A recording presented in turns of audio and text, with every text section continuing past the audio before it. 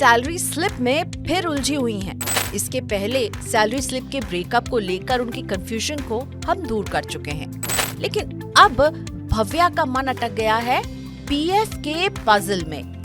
ये हर महीने 5,500 का प्रोविडेंट फंड कंपनी क्यों काट रही है? अरे यार, ये क्या कट रहा है मेरा? पीएफ कैसे कट गया? ये क्या होता है? अरे पवन यार, एक बार बताओ, ये पीएफ क्या होता है? ये कंपनी 5500 रुपये काट लेती है मेरे, और इससे मेरा क्या लेना देना? यार ये तो मेरे पल्ले भी नहीं पड़ता, मुझे भी इन सब का ज़्यादा समझ है नहीं। अगर इन सब के बारे में जानना है तो गुरुजी की क्लास में चले जाओ, गुरुजी को ऑफिस में इन सबसे ज़्यादा नॉलेज है। ओह, तो अब गुरुजी के पास जाना पड़ेगा यानी कि। Hello sir. Hi Bhavya. Sir, मुझे कुछ पूछना था आपसे। हाँ, आइए बैठिए। सैलरी में से पीएफ क्यों कटता है? अगर ये अकाउंट में क्रेडिट हो जाए तो? ये इसीलिए होता है कि आपकी भविष्य की सुरक्षा हो। अभी आप जितना कमाती हैं सारा खर्च कर दोगी, तो जब कुछ बचेगा तो एक कुछ रकम बचेगी ना, आप जब रिटायर होंगे वो आपके लिए रिटायरमेंट के लिए काम आएगा, भविष्य की सुरक्षा के लिए। इसीलिए तो इसका नाम भविष्य निधि रखा गया है। लेकिन ऐसा क्यों होता है? तुम्हारे पास समझ में नहीं आएगी, मैं तुम्हारे लिए एक वीडियो दिखाता हूँ। अगर हर महीने आपकी सैलरी से कटने वाला पीएफ आपको भी बोझ लगता है तो शायद आप इसे ठीक से समझ नहीं रहे हैं। ये बोझ नहीं है, ये आप ही का पैसा है और आपको ही मिलेगा, लेकिन अभी नहीं, बाद में। बाद में कब? जब आप रिटायर होंगे। ऐसा क्यों होता है ये समझिए। सैलरी आती है, हम खर्च कर देते हैं, यानी कमाओ और खर्च करो। और हम सोचते नहीं, क्योंकि पैसा आता रहता है, खर्च करते जाते हैं। लेकिन इस कमाओ और खर्च करो के बीच में सरकार ने जोड़ दिया है रिटायरमेंट के लिए बचत करो। और नौकरी पेशा लोगों के लिए ये बचत होती है प्रोविडेंट फंड यानी पीएफ के जरिए ही। सरकार की ओर से नौकरी पेशा लोगों की सैलरी में से पीएफ की कटौती होती है और ये रकम कर्मचारी के नाम से हर महीने कर्मचारी भविष्य निधि संगठन यानी ईपीएफओ में जमा होती है।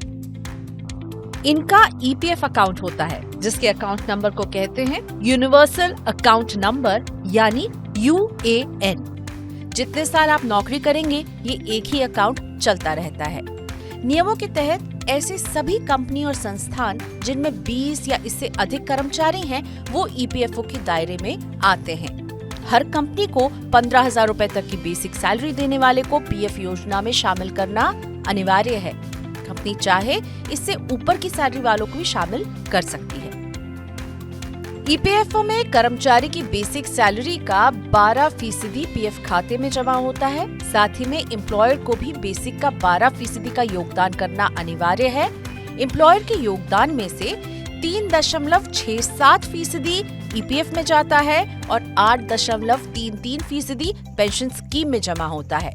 दोनों ही रकम रिटायरमेंट पर एम्प्लॉय को मिलती है। जिन संस्थानों में कर्मचारियों को महंगाई भत्ता यानी डीए मिलता है, वहां बेसिक सैलरी और डीए के आधार पर पीएफ कटौती होती है। सरकारी नौकरी करने वालों को डीए मिलता है।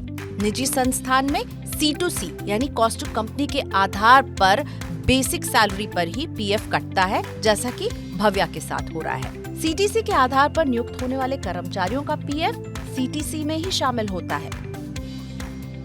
भव्या का सालाना सीटीसी 12 लाख रुपए है और मंथली बेसिक सैलरी है 45,834 रुपए। इस तरह उनका पीएफ 5,500 रुपए बनता है। कंपनी की ओर से भी 5,500 रुपए उनकी सीटीसी में से कटेंगे।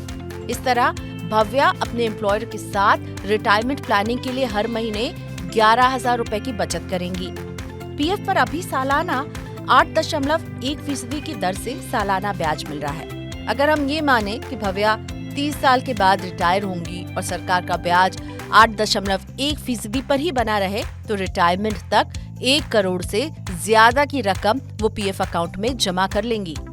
ये एक रफ कैलकुलेशन है, क्योंकि 30 साल तक यही सैलरी नहीं बनी रहेगी और पीएफ का ब्याज भी हर साल रिव्यू होता है। पीएफ में सालाना 1.5 लाख रुपए तक के निवेश पर इनकम टैक्स में छूट का लाभ मिलता है। यही नहीं, रिटायरमेंट के समय मिलने वाली पूरी रकम भी टैक्स फ्री होती है। अच्छा गुरुजी, ये तो मुझे समझ आ गया कि प्रोविडेंट फंड जो पीएफ है ये एक बर्डन नहीं है, ये एक सपोर्ट है। लेकिन एक और सोचने वाली बात है कि क्या रिटायरमेंट तक ये सारा पैसा ब्लॉक हो जाएगा? नहीं नहीं, नियमों के तहत इसमें से पैसा निकाला जा सकता है। बच्चे की पढ़ाई के लिए, मकान बनाने के लिए, मकान खरीदने के लिए, कोई गंभीर बीमारी जो होती है उसके इलाज के लिए इसमें से पैसा निकाल सकते हैं। आपका एम्प्लॉय प्रोविडेंट फंड मैच्योर होता है जब आप रिटायर होते हैं, लेकिन उसके पहले भी आप उससे पैसे निकाल सकते हैं। मान लीजिए कि लॉकडाउन जैसी स्थिति है, जब दफ्तर बंद हो गए थे, नौकरी चली गई, या आपकी कंपनी ने यह हार्ड फैसला लिया और आपको पिंक स्लिप थमा दिया। आप 1 महीने तक बेरोजगार हैं, घर के खर्चे चलाना मुश्किल हो रहा है, लेकिन आपके ईपीएफ में पैसे हैं, तो जो जमा राशि होगा उसका 75% हिस्सा आप निकाल सकते हैं और 25% उसमें जमा रहेगा। जब दूसरी नौकरी मिलेगी तो फिर वो अकाउंट फिर से स्टार्ट हो जाएगा। इसके अलावा बीमारी अगर किसी को गंभीर हो गई आपके घर में, खाता धारक को या उसके फैमिली मेंबर को, खाता धारक घर खरीदना चाहता है या घर में कुछ कंस्ट्रक्शन करवाना चाहता है, पैसों की ज़रूरत है, और बच्चों की उच्च शिक्षा के लिए भी आंशिक निकासी की अनुमति मिलती है। ये ध्यान रहे कि अगर आपका अकाउंट 5 साल तक चालू रहा होगा, यानी 5 साल से ज़्यादा साल बिता लिए हैं, तो उस पर कोई टैक्स नहीं लगेगा। 5 साल का नहीं है आपका ईपीएफ अकाउंट और आप उससे पैसे निकालेंगे तो वो राशि आपके इनकम में जोड़कर आपको अपने स्लैब के अनुसार उस पर टैक्स देना होगा। लेकिन हाँ, नौकरी जाने की स्थिति में जब इससे पैसे निकाले जाएंगे तब कोई टैक्स नहीं देना होता है। अच्छा, थैंक गॉड, ये तो अच्छी चीज़ है कि हम किसी क्रिटिकल सिचुएशन में पैसे तो विड्रॉ कर पाएंगे। यही नहीं, और फायदे भी हैं इसके। इस स्कीम में सबसे ज्यादा ब्याज मिलता है। जितनी स्मॉल सेविंग स्कीम है सबसे ज्यादा ब्याज इसी में मिल रहा है। दूसरी बात, जब हम पैसा इसमें जब जमा होता है उस पर टैक्स में छूट मिलती है, और मैच्योरिटी के समय पूरी पैसा जो होता है वो टैक्स फ्री होता है। अच्छा, ये तो बड़ा अच्छी बात बताई आपने। भव्या आप चैन की सांस ले रही हैं अपने रिटायरमेंट को लेकर। हर महीने ऑटोमेटिकली उनकी सैलरी से एक हिस्सा उनके रिटायरमेंट के लिए निवेश हो रहा है, वो भी ऐसी जगह जहां पर सरकार की गारंटी है और सरकार से बढ़िया रिटर्न भी उन्हें मिल रहा है। लेकिन पीएफ की पजल अभी पूरी तरह से सॉल्व नहीं हुई है।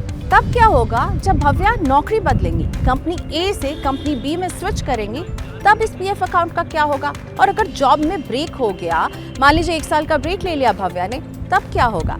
तो इन तमाम सवालों का जवाब हम आपको देंगे पीएफ के पजल के अगले वीडियो में। इसीलिए देखते रहिए मनी 9।